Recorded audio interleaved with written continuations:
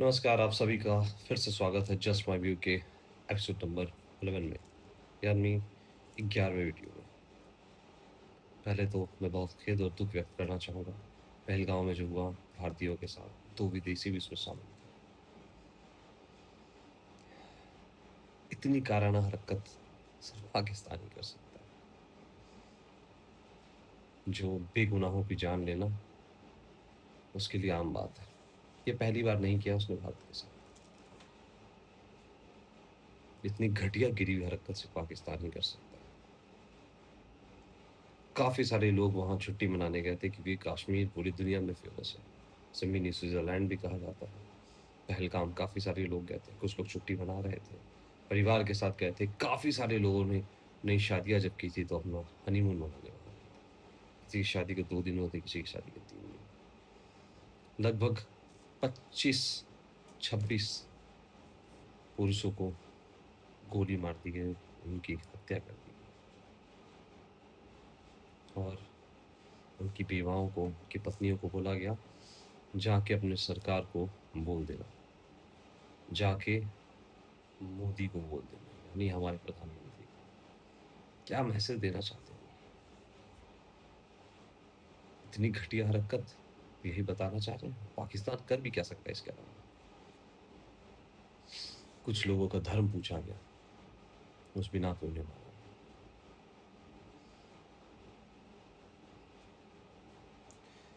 गया। एक घोड़ा वाला जो घोड़ा चलाता था और टूरिस्टों को लेकर जाता था यहाँ से वहाँ, जब उसने हिम्मत दिखाकर कोशिश की एक आतंकवादी से बंदूक छीनने की, राइफल छीनने की, AK-47 छीनने की, क्योंकि पहले तो सभी को लगा था कि इंडियन आर्मी वाले हैं, इंडियन आर्मी के ड्रेस में गए थे। फिर अचानक वो पहुंचे और गोली चलाने लगे सबसे पूछ के। तो जब उसने छीनने की कोशिश की हथियार, तो उसे भी नहीं छोड़ा, उस बेचारे गरीब को भी मारा। फिर उस बहादुर ने हिम्मत दिखाई। कितने लोकल्स वहां से लोगों को लेकर बचाने के भाग रहे थे। लेकिन कितने दिन हम ये सहेंगे? कितने दिन? मैं देख रहा हूँ कुछ लोग राजनीतिक पार्टियों के बहकावे में आकर, तो कुछ जात और धर्म के बहकावे में आकर सरकार से ये सवाल पूछ रहे हैं कि वहाँ सिक्योरिटी क्यों नहीं थी हाई, इतने सेंसिटिव एरिया में। आपका पूछना वाजिब भी है। कुछ लोग ये कह रहे हैं कि वहाँ इंटेलिजेंस फेल्योर, इंटेलिजेंस क्या कर रही थी। ये भी आपका कहना वाजिब है, मगर मुझे लगता है शायद ये समय सही नहीं, क्योंकि इस वक़्त जो सबसे ज़रूरी है वो है पाकिस्तान से बदला लेना।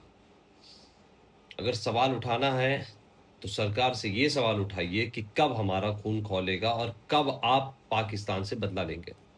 सवाल के साथ-साथ सरकार पे दबाव बनाना हमें, कि हमें उन निर्दोष लोगों का बदला चाहिए सूद के साथ। पानी बंद कर, क्रिकेट मैच बंद कर, सिनेमा बंद कर, बॉर्डर सील कर, बस ट्रेन बंद कर, काम नहीं चलेगा। इस बार सूद के साथ हमें हर एक भारतीय के खून का बदला चाहिए। हमें पाक ऑक्युपाइड कश्मीर वापस भारत में चाहिए। वो पूरा कश्मीर वापस भारत में चाहिए। सूद के साथ हमें बदला चाहिए। और हमें इस बात पर ही फ़ोकस करना चाहिए, फिलहाल सरकार से दबाव बना के। परिवार में आपस में झगड़ा बहुत होता है, सब लोग, कई भाई-बहन, दोस्त, माँ-बाप, बेटा, सब में, बीवी, बच्चे, सब में झगड़ा होता है। लेकिन कोई बाहरी अगर कोई परेशानी कर दे, तो परिवार को मिलकर रहना चाहिए और डटकर सामना करना चाहिए। तो फिलहाल हमें पाकिस्तान से लड़ना है।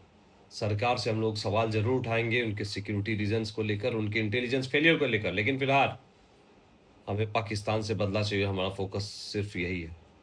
या सरकार से इस बात का दबाव बनाइए कि पाकिस्तान से बदला जल्द से जल्द ले।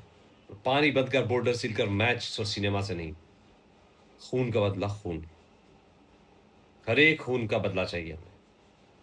सूद के साथ, और पाक ऑक्युपाइड कश्मीर, पाक अधिकृत कश्मीर हमें भारत में वापस चाहिए।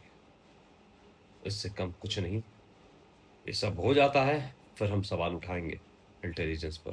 फिलहाल अगर ये हम ऐसा करेंगे, अभी हम सवाल उठाएँगे इंटेलिजेंस फेल्योर पर और हम कहेंगे कि सरकार ने सिक्योरिटी वहाँ टाइट क्यों नहीं रखी थी? अगर ऐसा सवाल अभी हम उठाएँगे, तो फिर पूरी दुनिया भारत पर ही उँगली उठाएगी, सवाल उठाएगी।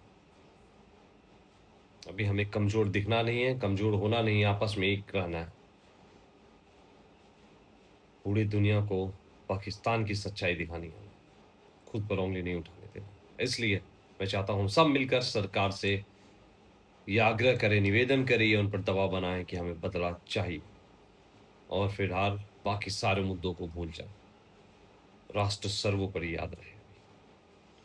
ये मेरा विचार है, जैसा मैं हमेशा कहता हूँ जस्ट माय व्यू। बाकी आपका क्या विचार है? आप खुद सोचें, समझें। याद रहे, राष्ट्र से बढ़ के कुछ नहीं। जय हिंद, जय भारत, वंदे मातरम, भारत माता की जय, राष्ट्र सर्वोपरि।